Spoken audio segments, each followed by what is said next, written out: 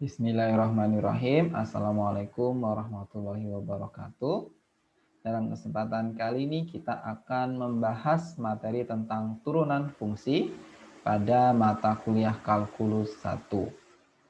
Pada pertemuan sebelumnya sudah kita bahas pada subbab definisi turunan atau konsep turunan, lalu ada aturan pencarian turunan, turunan trigonometrik, lalu ada aturan rantai, dan yang terakhir kemarin kita bahas turunan tingkat tinggi.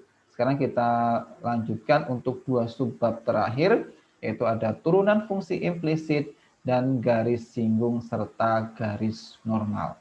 Langsung saja kita mulai dari turunan fungsi implisit. Turunan fungsi implisit. Jika hubungan antara Y dan X dapat dituliskan dalam bentuk Y sama dengan Fx, maka Y disebut fungsi eksplisit dari X, yaitu antara peubah bebas dan tak bebasnya dituliskan dalam ruas yang berbeda. Dan bila tidak demikian, maka dikatakan Y fungsi implisit dari X. Oke, contohnya sederhana saja, sudah kalian kenal gitu ya. Kalau kita punya Y sama dengan 2X plus 5. Nah, ini kan dia fungsi implisit, eksplisit ya, bahwa X-nya di kanan, Y-nya di kiri. Ini kan bisa kita nyatakan fungsi terhadap X. Atau polinomial, misalkan kita punya Y sama dengan X kuadrat plus 5X min 5. Nah, ini kan dia fungsi Fx kita. Atau fungsi trigonometri juga bisa. Y sama dengan sin X plus cos X. Ya. Nah, kalau yang implisit seperti apa? Implisit berarti kita tidak bisa memisah di variabel kiri variabel bebasnya, kanan itu variabel tak bebasnya, tidak bisa seperti itu. Contoh, misal ini X kuadrat plus Y kuadrat sama dengan 16 ya, misalkan persamaan lingkaran yang kalian kenal. Ini nggak bisa kita pecah jadi Y sama dengan nggak bisa. Ini contoh fungsi implisit. Contoh yang lainnya, sinus misalkan XY ditambah cos X kuadrat Y sama dengan 0 misalkan. Ini juga nggak bisa kita pecah jadi Y sama dengan kan nggak bisa. Nah, itu perbedaan signifikan antara fungsi eksplisit dan implisit. Jadi kalau eksplisit itu jelas, ya, jelas bisa kita tuliskan dalam Y sama dengan. Kalau implisit kita tidak bisa menuliskan dalam bentuk Y sama dengan atau Y sama dengan fungsi terhadap X, Fx itu. Oke, sekarang contoh yang lainnya di sini sudah diberikan ada dua contoh. Yang pertama X pangkat 3 Y kuadrat plus X kuadrat plus Y sama dengan 10. Lalu ada sin XY ditambah X kuadrat sama dengan Y kuadrat plus 1. Ini juga nggak bisa kita ubah jadi Y sama dengan fungsi terhadap X, nggak bisa. Nah, ini contoh fungsi implisit. Oke, pertanyaannya, sekarang bagaimana cara menentukan turunan dari fungsi implisit gitu ya. Kalau fungsi eksplisit sudah familiar gitu ya, sudah gampang kita tentukan. Misalkan ini, berarti ya tinggal Y aksennya tinggal kita turunkan kanannya terhadap X gitu ya. Ini jadi 2. Nah, kalau ini kita cari juga Y aksennya, berarti ya tinggal turunkan ya 2X plus 5. Nah, ini kita turunkan terhadap X, berarti Y aksennya sama dengan cos X min sin X. Ya, sederhana, gampang gitu ya. Pertanyaan gimana kalau X kuadrat plus Y kuadrat plus sama dengan 16 itu ya, kita turunkan terhadap X. Ya, susah itu. Gimana menurunkan terhadap X-nya? Nah, maka ini bagus dikatakan di situ bahwa untuk menentukan turunan dari bentuk implisit, digunakan aturan rantai dan anggap Y itu fungsi dari X. Nah, kita gunakan yang kita pelajari sebelumnya tadi, aturan rantai digunakan lagi. Jadi, misalkan aturan rantai itu kan ya, misalkan kita punya fungsi F itu terhadap U, ya. Ini kalau kita aturan rantai gimana? Ya, tinggal dF du, tapi masih dikali du dx. Ini kan aturan rantai tadi. Nah, ini juga seperti ini. Misalkan kita punya masih fungsi terhadap Y gitu ya. Ini berarti fungsi terhadap Y. Misalkan kita tulis saja X pangkat 3 ya. Ini kan jelas, ini kan fungsi terhadap Y ya. Sorry, ini Y berarti. Y pangkat 3. Kalau kita turunkan terhadap X gimana? Nah, caranya ya kita gunakan aturan rantai ini tadi. Berarti turunan F terhadap Y, atau berarti langsung aja F-nya kita ganti jadi Y pangkat 3, kita turunkan terhadap Y, dikali DY DX, kan gitu.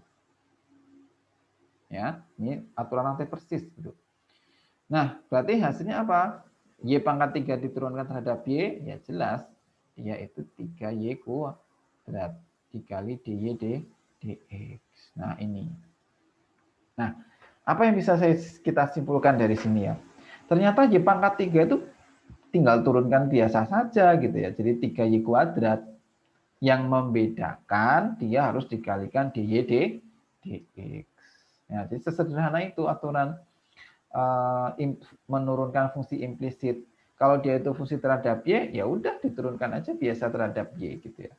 Tetapi masih dikali DY DX. Oke, kita sekarang ke contoh ya. Kita itu sudah ada 2 contoh. Coba kita mau turunkan 2 contoh ini, kita turunkan implisit terhadap X. Tapi kita pindah ke tempat yang lainnya dulu.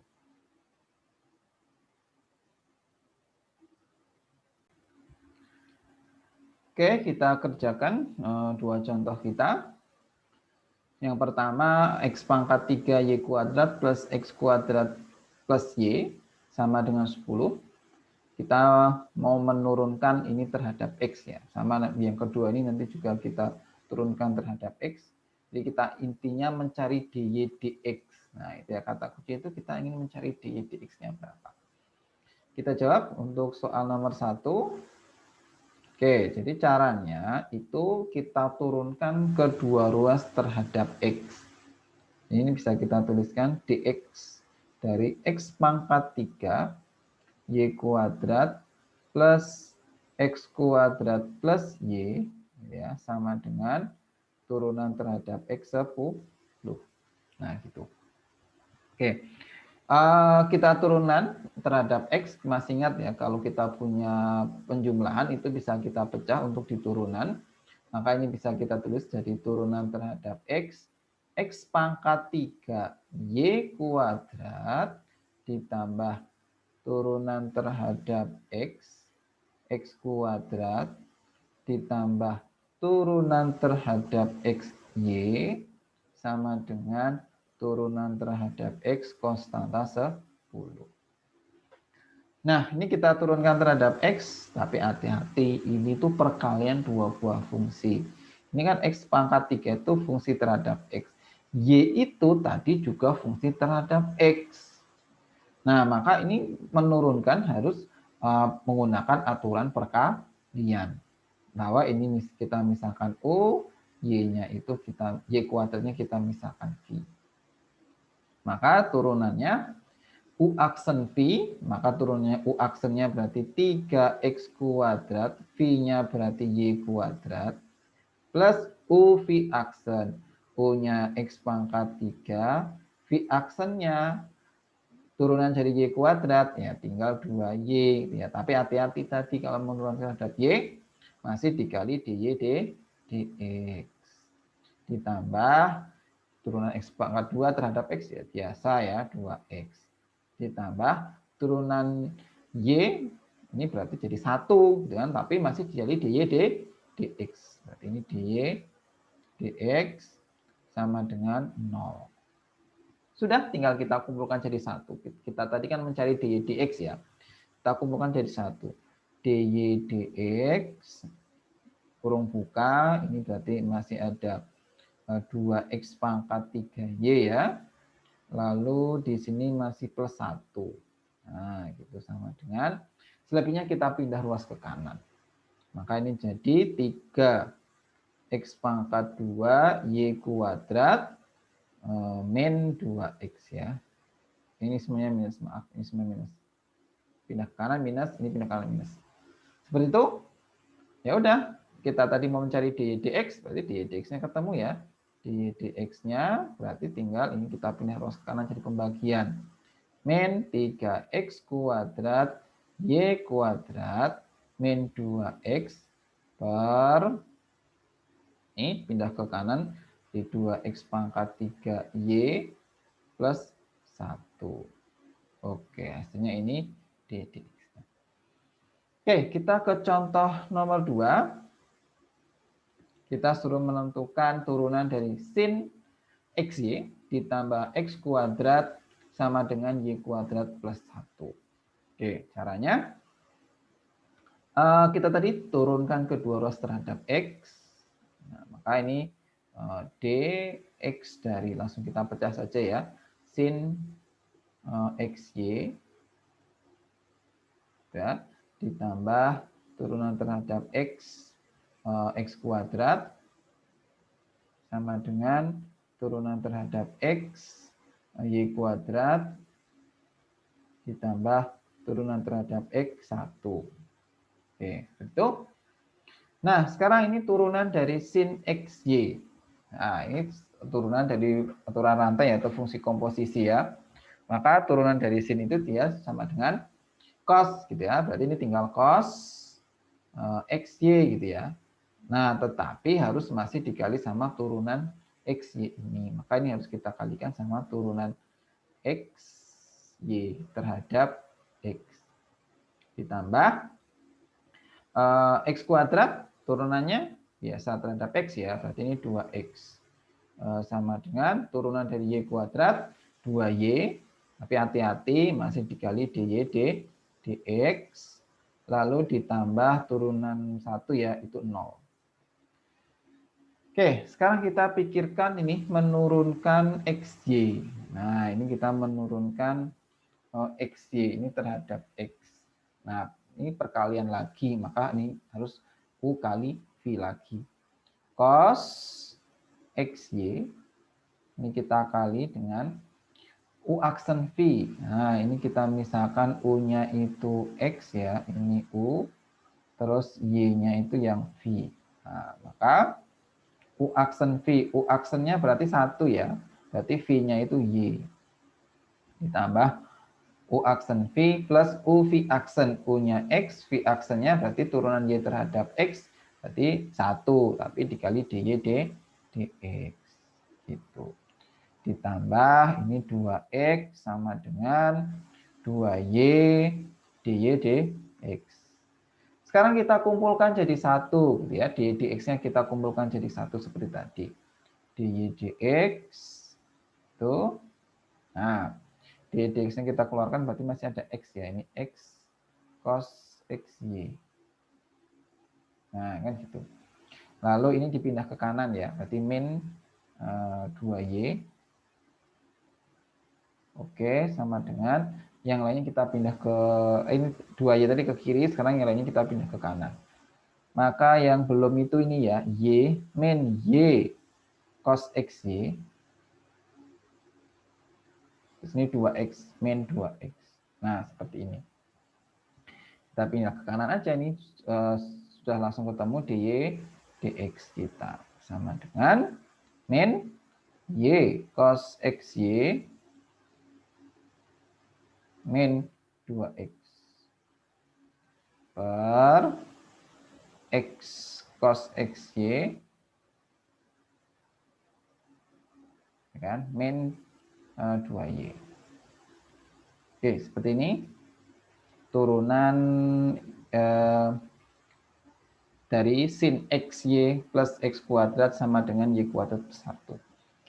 Sederhana ya, gampang juga, ternyata turunan implisit seperti biasanya saja kita turunkan biasa, misalnya y kuadrat kita turunkan dia tinggal 2y. Tetapi yang membedakan dia harus masih dikali dengan dy dx. Oke, kita lanjutkan ke PowerPoint kita. Berikut ada 4 latihan soal tentang turunan implisit, silahkan nanti dicoba. Kita lanjutkan ke materi selanjutnya, yaitu ada garis singgung dan garis normal. Persamaan garis singgung fungsi Y sama dengan fx di titik x0, y0 dengan kemiringan M adalah Y min Y0 sama dengan M X min X0. Lalu garis yang tegak lurus dengan garis singgung disebut dengan garis normal.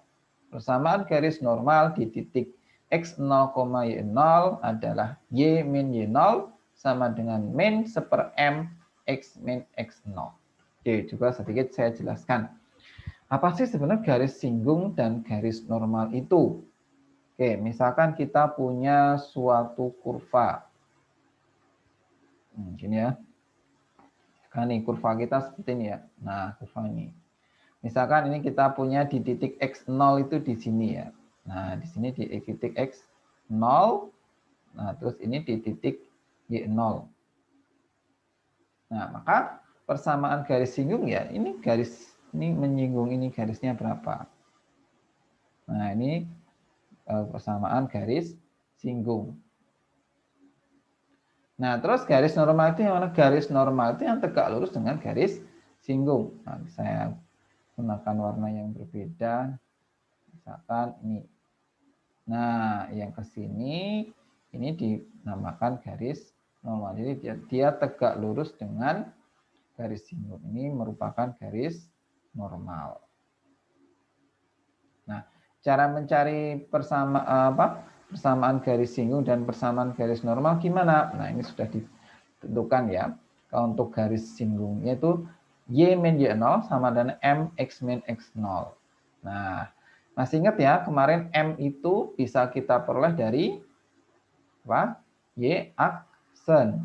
Kita substitusikan X0 karena dia garis singgungnya di X0. Oke, berarti ini nanti juga seperti itu ya. M ini bisa kita cari gitu pakai Y aksen di substitution X0.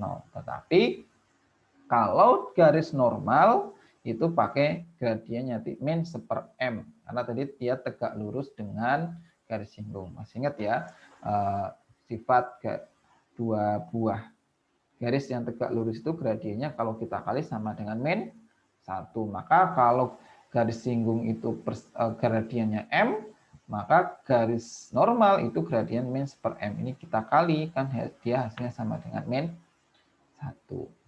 Itu definisi dari garis normal dan garis singgung.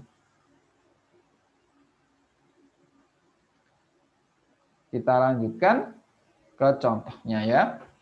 Tentukan persamaan garis singgung dan garis normal fungsi Y sama dengan X pangkat 3 min 2X kuadrat plus 6 di titik 2,6. Oke, kita cari gradien. Gradien tadi sama aja turunan, maka kita cari Y aksen dulu. Y aksennya 3X kuadrat min 4X. Kita substitusikan X-nya 2. Maka jadi 3 kali 2 kuadrat min 4 kali 2 sama dengan 4. Maka ini gradiennya. Oke, maka persamaan garis singgungnya tinggal kita gunakan Y min Y1 sama dengan MX min X1. Jadi Y min, tadi Y1-nya kita 6, sama dengan M kita 4, ini X min X1-nya 2. Lalu bisa kita lihat jadi Y sama dengan 4X min 2. Oke. Nah, sekarang garis normalnya gimana? Garis normalnya ini tinggal kita ganti jadi min seper 4. Lalu bisa jadi min seper M. Maka ini min seper 4. Ini dikalikan ke dalam jadi min seper 4X plus setengah. Ini berarti tinggal pindah ruas ke kanan, min 6-nya jadi plus 6, jadi 13/2. Maka persamaan garis normal di titik 2,6, Y sama dengan min seper 4X plus 3/2. Oke, sekarang contoh yang lainnya. Tentukan persamaan garis singgung dan garis normal dari X kuadrat Y kuadrat min XY min 6 sama dengan 0 di titik yang absisnya sama dengan 1. Absis itu X ya.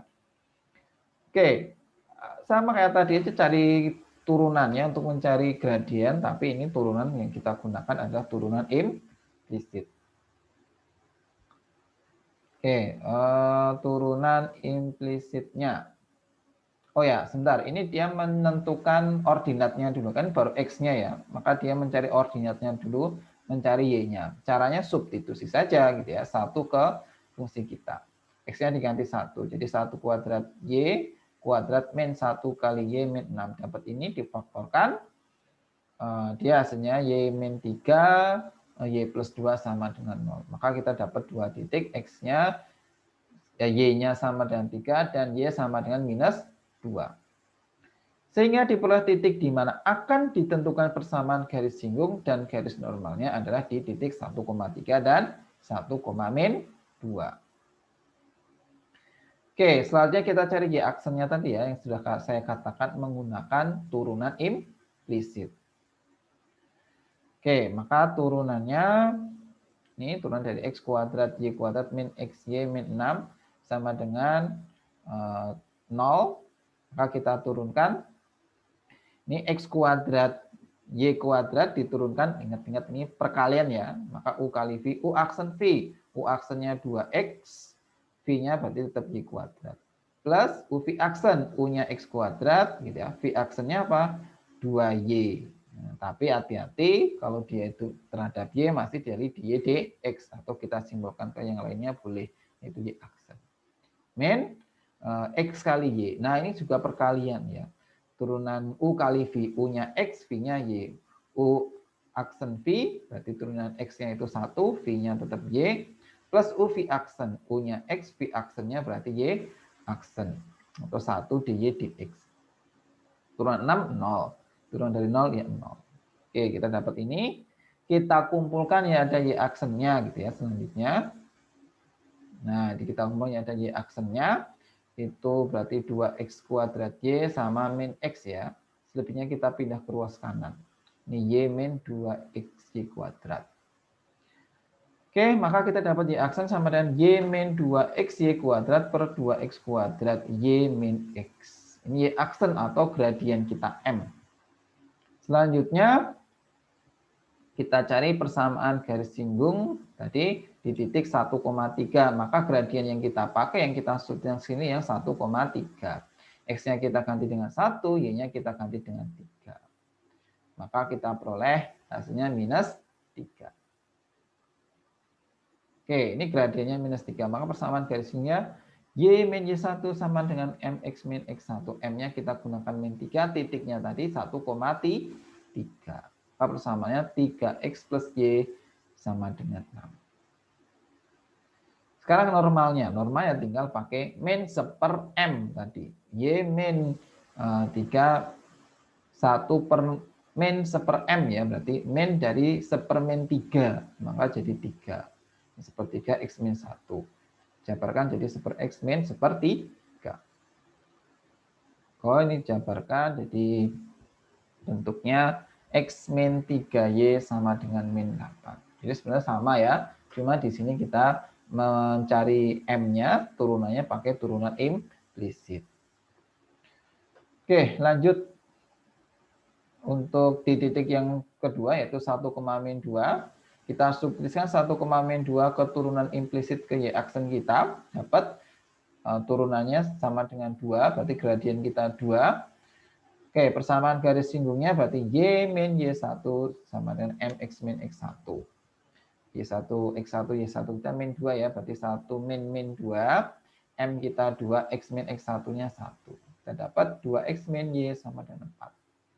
Lalu untuk persamaan garis normalnya ya tinggal kita gunakan M-nya itu min 1 M tadi. Berarti min 1/2. Dapat Y plus 2 sama dengan min setengah kali X min 1 sama dengan min setengah X plus setengah. Dapat X plus 2Y sama dengan min 3. Jadi ini kita kali ya kedua ruas dengan 2. Oke, cukup, materinya sudah habis. Kita sudah menyelesaikan bab tentang turunan fungsi ya. Jadi pertama kita bahas konsep turunan fungsi, terus aturan-aturan mencari turunan fungsi, terus kita bahas turunan trigono, aturan rantai, lalu ada turunan tingkat tinggi, lalu di video ini kita bahas turunan implisit dan aplikasinya untuk di persamaan garis singgung, dan persamaan garis normal. Sekian pembahasan tentang bab turunan fungsi. Nanti kita lanjutkan ke bab selanjutnya. Sekian, semoga bermanfaat. Wassalamualaikum warahmatullahi wabarakatuh.